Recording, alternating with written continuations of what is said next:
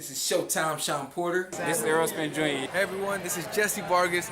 And you're watching True School Sports. You're watching True School Sports. And you're watching True School Sports. Stay tuned.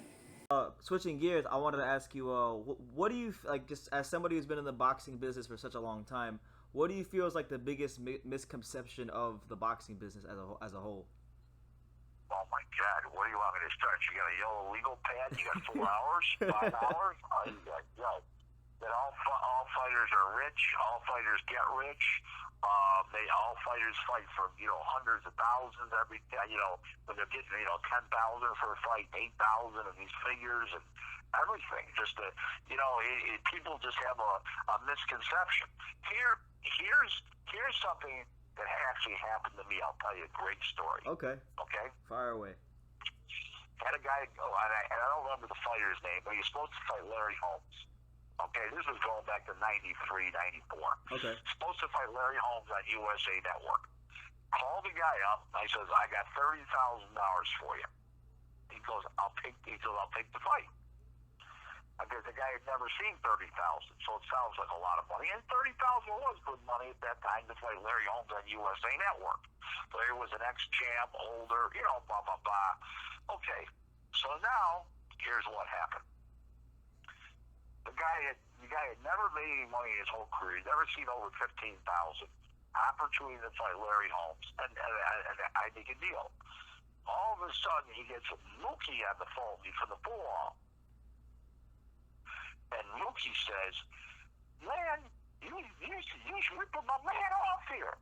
He says, man, you should be getting $300,000 to fight Larry Holmes. Fucking legend. I said, my friend, Larry's getting $100,000 to fight your man, Mookie. Okay, Mookie, that's what his name was.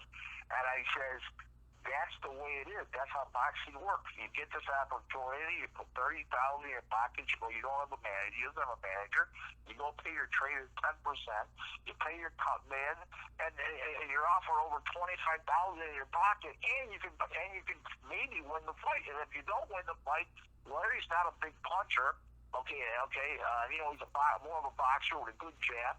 You go the distance, you'll get another $30,000 fight over in Europe or something. He goes from worth $15,000 to $30,000 instantly going forward. So even if you lose, you win. Okay? Larry's not walking across the ring and knocking anybody out 1 or 2 rounds. I'm explaining it all to this guy. Man, my man's worth $300,000. Put the fighter back on the phone. I says, you're out. Talk to you later.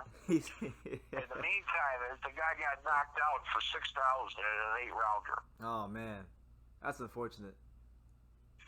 Well, that's because he listened to Mookie or Pookie. But it happens so much. It happens so much in boxing. Like I always hear these fighters talking about, oh, I'm not gonna take that. I'm not gonna do this. I'm worth this much. Just right now, Terrence Crawford made a statement or written an interview or something. I heard from everybody that with no live gate, and I don't get a percentage of the gate, because if I try to get a percentage of the gate, they're going to pay me more to fight. No, you're not going to fight at all. You're going to sit on the end of the bench. All that you're going to do is offer your minimum and your contract. There's new economics in boxing right now. You're going to get that. Oh, Lord. All right. Oh, these calls keep dropping. But we're here at Rick Glaser, True School Sports. Fuck.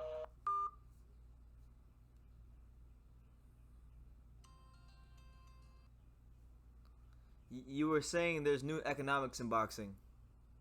You're right. There's no economics in boxing, and basically speaking, what we have here is we have a problem. And these fighters aren't going to understand that, and they need to understand that we're going to be on that. Right now we're in a shutdown. If they don't understand that, they'll never understand anything. Okay, and then you can't even go to a corner bar and get a drink. No. Okay, think about that. You can't even go to Walmart without waiting in line these days. Exactly. Okay. The next. Okay. When we do resume boxing, there's going to be no crowds. They're not going to allow crowds. We're going to be in a recession. The pay-per-view won't be what it was. The TV won't have sponsors. The boxing promoter won't have sponsors to put on the ring mat or on the posts and on the banners and everything. We're in trouble. We have a two-pronged effect here. We had a great economy. We have a pandemic, we got a shutdown, and now we're going to have a recession. Yep. And if anybody thinks that this country, after 4 months on basically being dormant, can survive without a recession, they're foolish. Okay, because they just can't.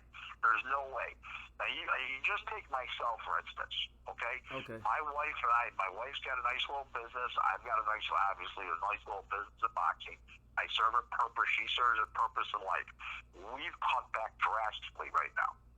So in other words, my contracts were up on my cell phones and our tablets and cell phones. I didn't go out and buy new ones and have at least payments every month on those phones. I'm saving and tablets. I'm saving about $150 a month when I bought them outright. Okay, the tablets were ours for free at the end, and the phones were $199 a piece. Gave them $400 Sprint. Off and running now. Okay, we don't know this. So cut my phone bill down drastically. Okay, we're not buying anything besides food right now and sanitary things. So obviously, the surgical gloves and all that kind of stuff. We're not buying clothes. Neither of us. As I told my wife, why would we buy clothes right now, darling? We have nowhere to go. You getting dressed up for what? To look at each other in our condo? It doesn't work like that. Okay, so, we've drastically cut back. Okay, and you know what? We're good wage earners. We have no dependents. Okay, we have no kids. We have no long-term debt or no outstanding debt with credit cards. We pay with debit card, everything. Okay, in the meantime, what about the rest of America? Yeah, but the rest of America doesn't have it as great as you guys. Most of America. Correct. That's what I'm saying. And you remember something. Boxing has some rich fans. Don't get me wrong, but it's a blue-collar sport. Absolutely. Okay? This isn't polo. Okay? This isn't polo or golf or tennis. Okay? This is a blue-collar sport, and we are in trouble. Okay? And if the fighters don't get that, that's why the Incahases of the world, the IBF 115-pound champ, Andrew Maloney, the 115-pound champ from Australia, those guys are working with big advantages right now because they don't need live gates to sell for TV. They can fit in a TV budget just wonderfully, okay, and everything, they get paid what they normally get paid. Where the guys like the Crawfords and the guys the Joshuas and the Furies, the guys making big money per fight, they're the ones that are going to be most affected.